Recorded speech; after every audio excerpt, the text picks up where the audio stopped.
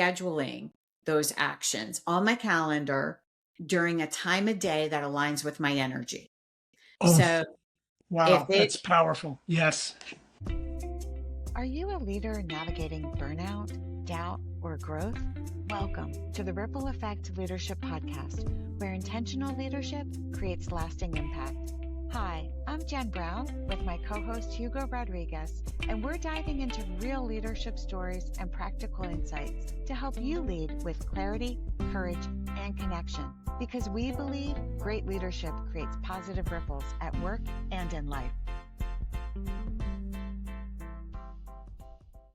Hello to our listeners and viewers. Welcome to the Ripple Effect Leadership Podcast. I am Jen Brown, a retired U.S. diplomat where I spent over 23 years with the Department of State. And today I am the founder and leadership coach with Journey of Grace Coaching. And I had the opportunity with the Department of State to work with my good friend and colleague, Hugo Rodriguez. Hugo, over to you. Thank you, Jen. Like Jen, I am a retired diplomat with 25 years of experience helping Foreign Service officers and diplomats lead teams in some of the most challenging places on earth.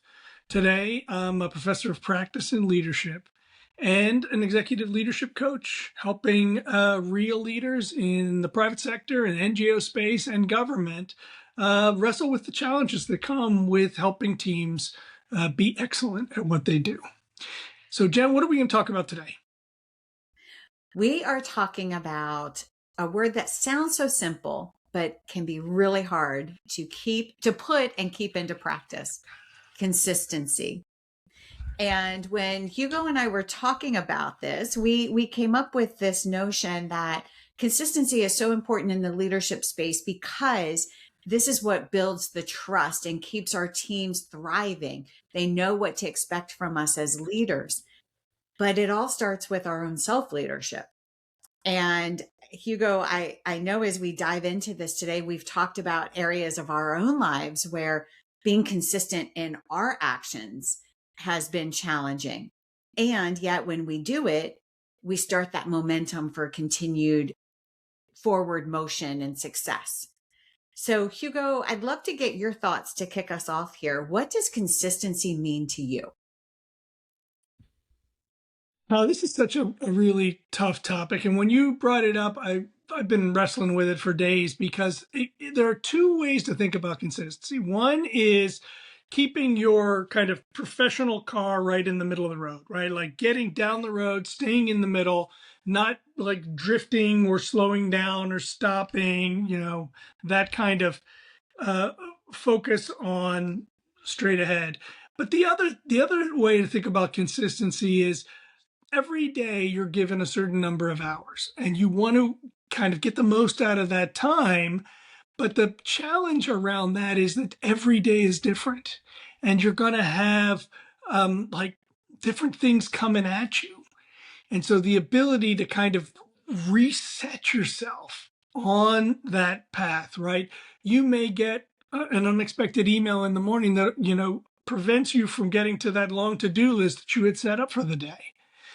And there's a lot of chaos in the world right now, right? So even if it is all just work, you're still getting a lot thrown at you that threatens to knock you off your game. So for me, consistency could be either of those two things. I struggle with both, right? Especially since I've retired, and I'm sure this is probably the same for you. My days can look very different. A Monday looks very different than a Tuesday, and a Monday this week looks different than a Monday next week. And I try to be to be able to roll with the punches and be flexible, but yet consistently make progress on the things that matter to me. Yeah. So for me, those are the kinds of ways I think about consistency. I would start by saying I have to give myself a lot of grace because of the fact that no 2 days are the same, you have to be ready to roll with the punches. And sometimes it's not going to work out the way you thought when you were getting up in the morning. So Exactly. forgiving yourself and being pleased with that. Yeah. How about you? I love that. So I just want to be clear that for anyone listening or watching us, Hugo and I try to keep these conversations very natural, and we do not pre-plan a lot of what we talk about here. And the irony, because I pulled a book off my bookshelf for this episode, it is Chris Robinson's From Drift to Drive. So when you're talking about driving down the road and staying in that center lane, this book is about how to not go over the rumble strips, right? And start drifting.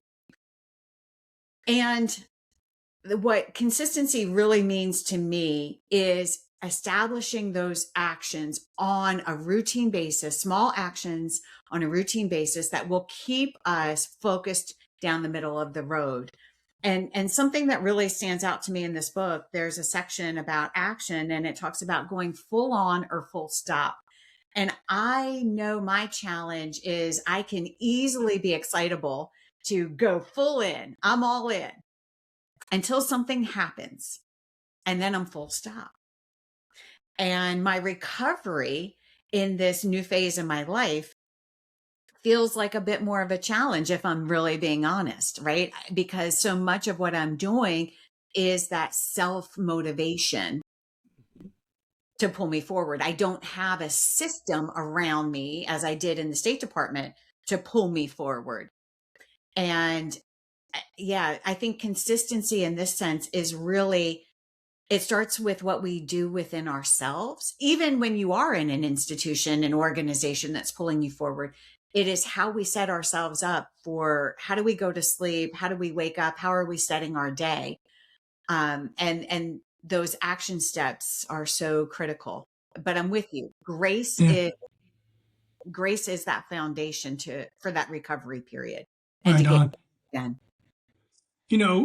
As I've been learning to teach at the college level, and one of the challenges I see young people facing is that they can get discouraged and go to that full stop place.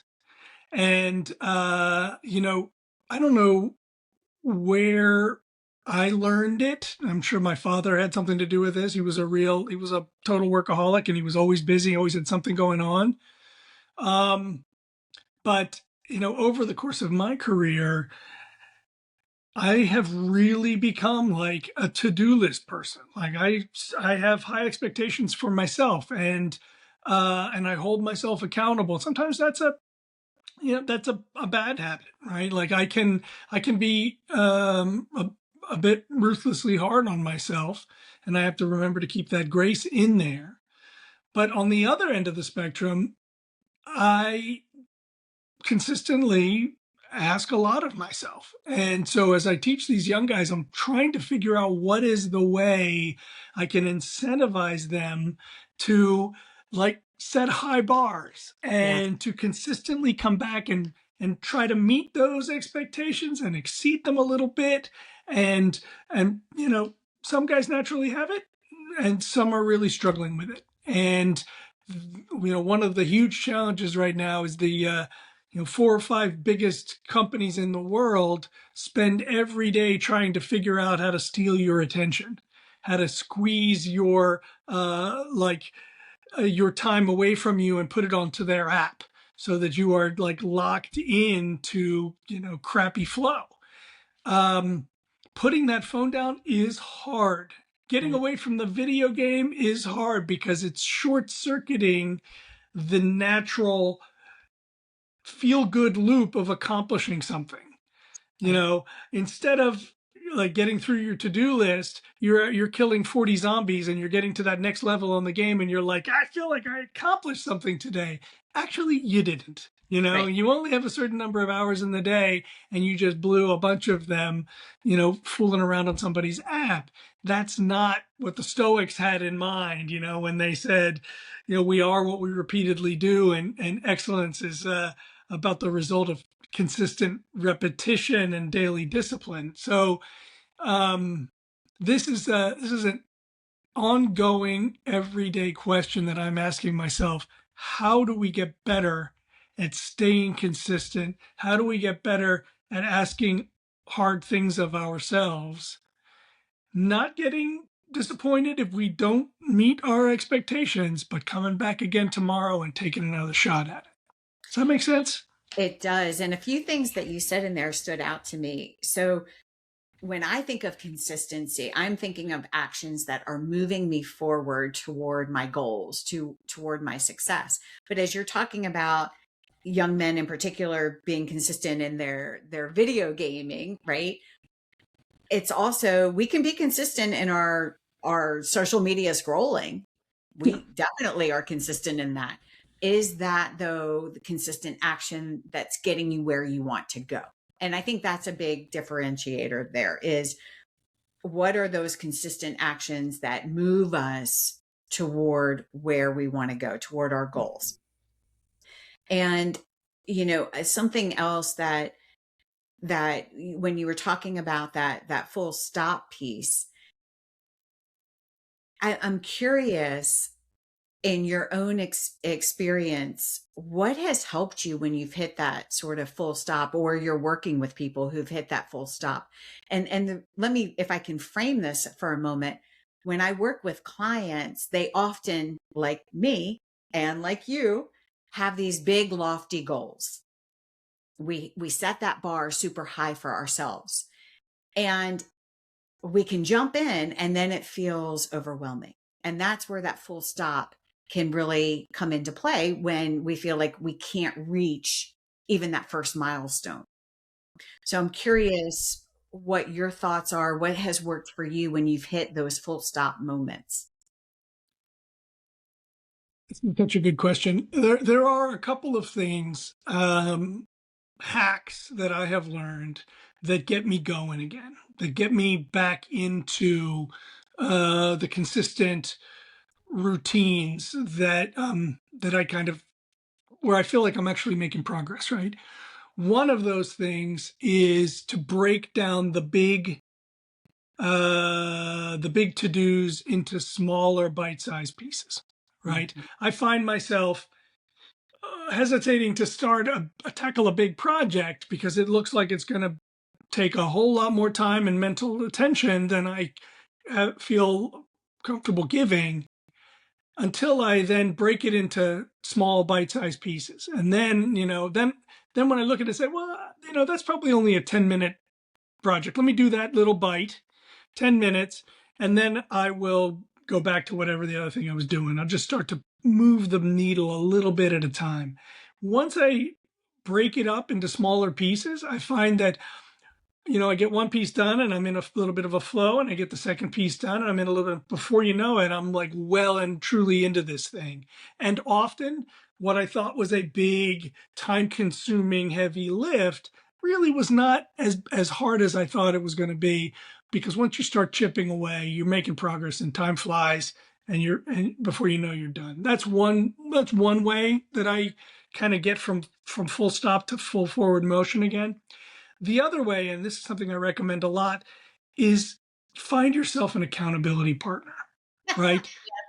In going to the gym, if you force yourself to go to the gym by yourself every day, that's a heavy lift. That is like, oh, all right. You can always come up with an excuse why you're not going to drag yourself to the gym if it's only you. But if Yeah. you've got a buddy who's going to meet you at the gym, or who you have to pick up on the way to the gym, it's a whole lot harder to come up with an excuse to not do that. Yeah. And so having that accountability partner really helps. And if it's a project and you put it on the calendar with somebody, like you and I with the podcasting, right? Like when I know that not showing up is going to let you down, I'm not going to you know even consider not showing up, because I don't want to let you down.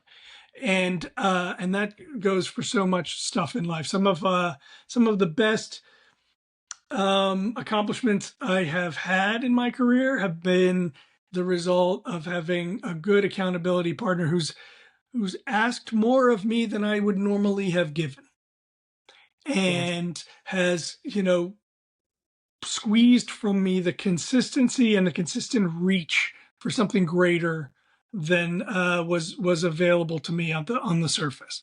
So that's the other thing I think that really works for me. How about you? Do you have hacks or ways that you get yourself going when you hit full stop? Yes. And surprise, surprise, they align with yours. So, one thing I'll start with, some of the tips and conversations that I have with coaching clients, and I'll go into a personal story on this as well.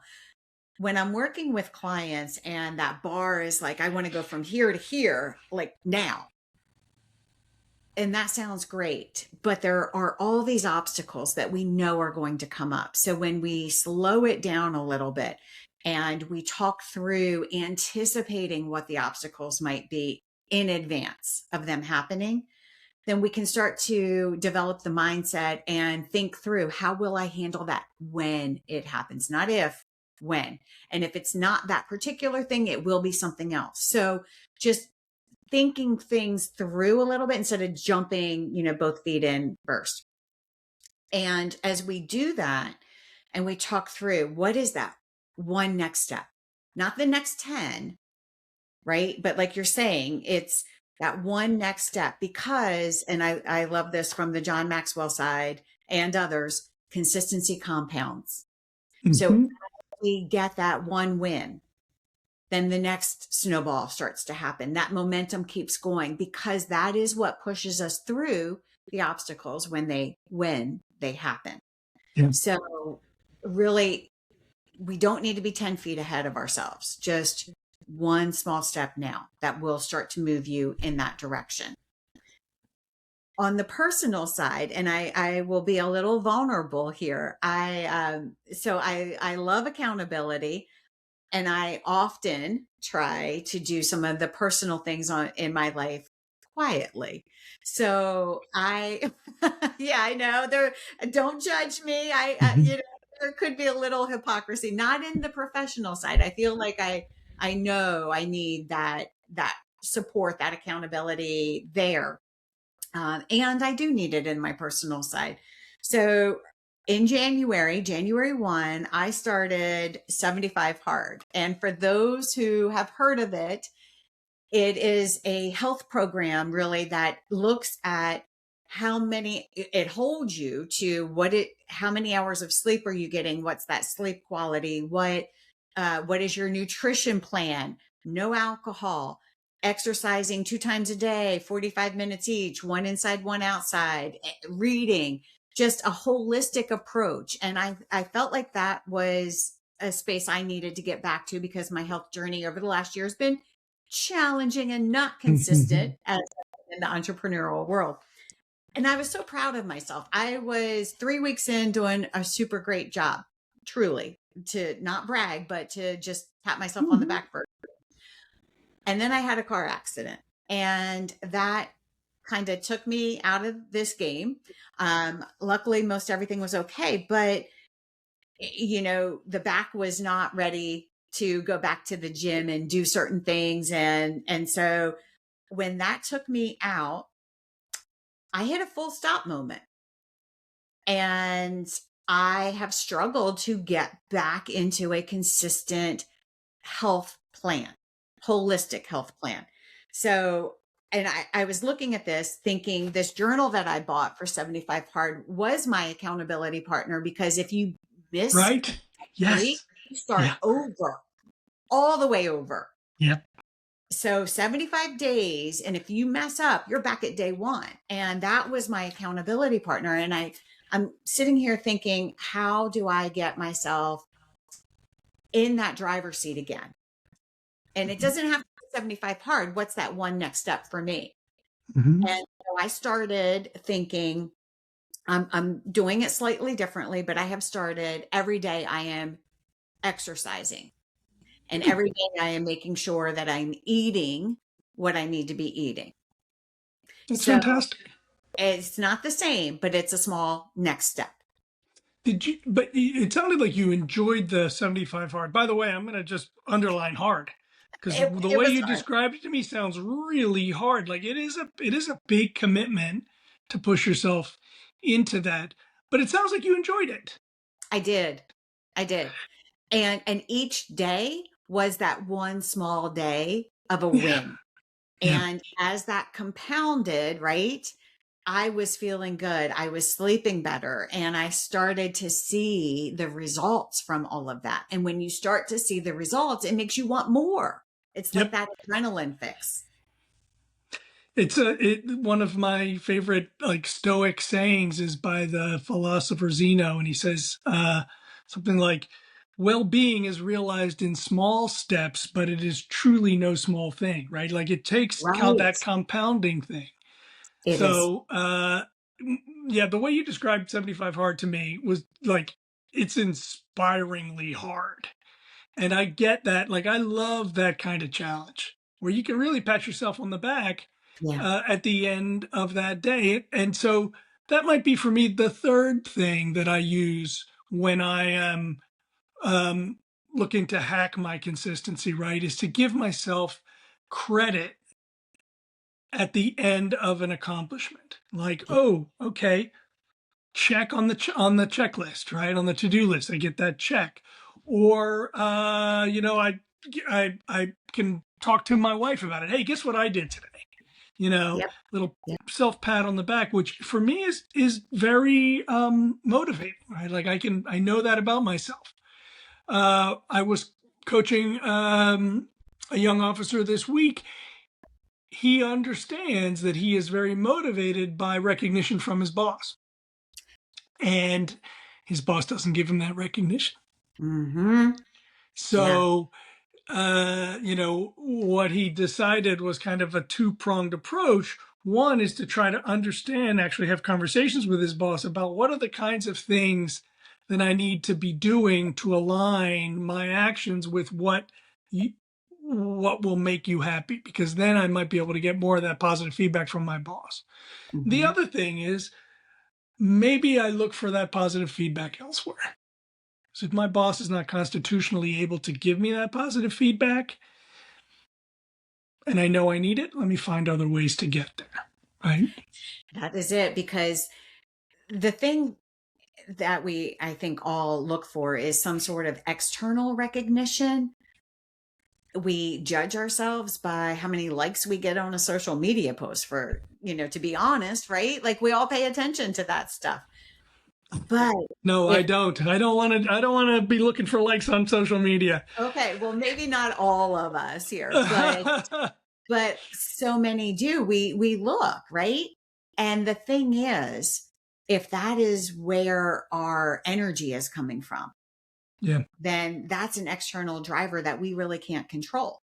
So how can we, as you were saying, Hugo, celebrate our next small step, our win, our accomplishment, in a Yeah. way that we give ourselves that time to really sit with that instead of rushing to the next thing?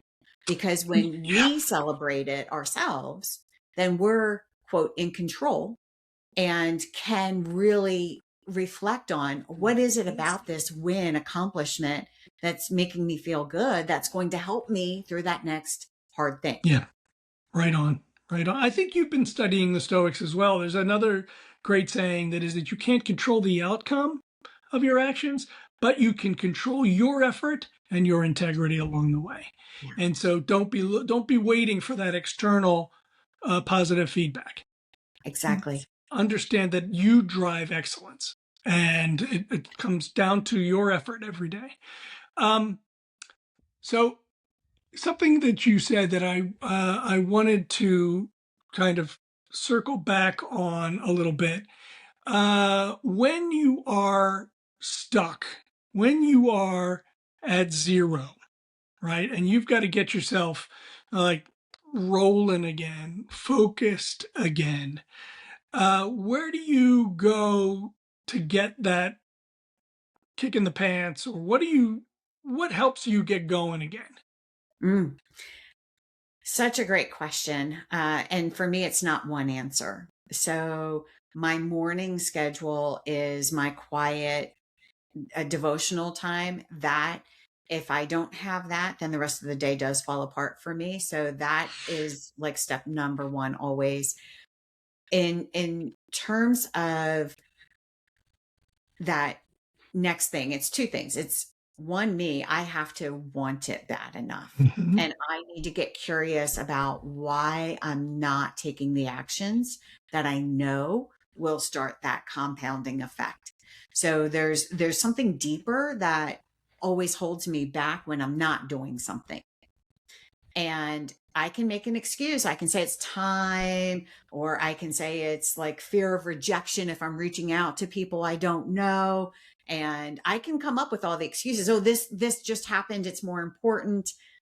But there's always that underlying reason, right?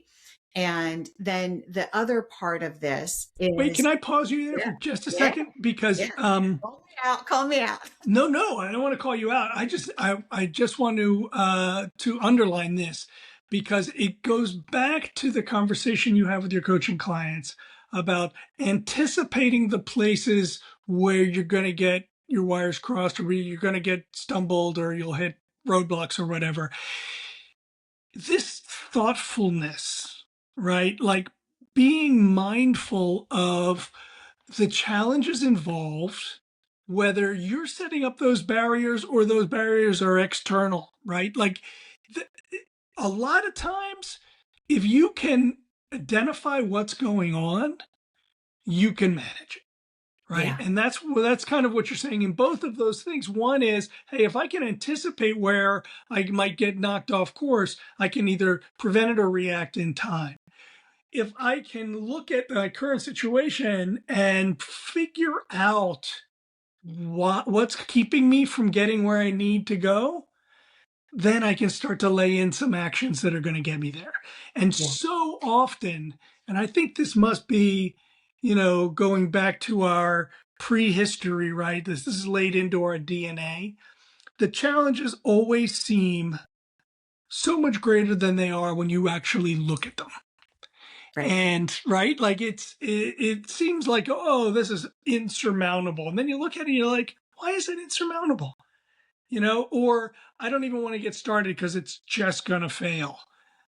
Maybe not, and Yeah. maybe I'm just like building in all of these extra layers of fear and reluctance that are maybe were protective when my ancestors lived in a cave, right? But now are useless in today's world. And I can actually get through these things fairly simply. But that thoughtfulness, that mindfulness that you have come back to a couple times, I think is a superpower. Sorry to interrupt. I had to point out, like, No, it's so powerful. I appreciate that. And I think that is why when we talk about leadership, it always starts with self leadership. We need to be aware of what is driving us toward that goal, right? What's the purpose behind that? What is giving us energy to get there? And understanding where we might get tripped up. Like Yes. where are the triggers that could set us off path? Where are blind spots? How often do we sit and think like, what am I missing? Right. But don't let that be the thing that stops you, right? Be that the No, thing it's that puts fuel in awareness. your tank, right? That's right. Right. And one of the mantras that I find myself repeating regularly is, "What's the worst that can happen?" Which is I love probably it. better said, like, what's the worst that is likely to happen? What's the worst possible probable outcome, right? And when you actually frame it like that, you realize, oh, that's no Yeah. way that that's going to happen, right? Like this is, I'm afraid for no good reason. Right? That's an unlikely outcome, or the most likely probable outcome is much closer to success than I realize. And so that pausing to be reflective helps me put things into perspective. Yeah.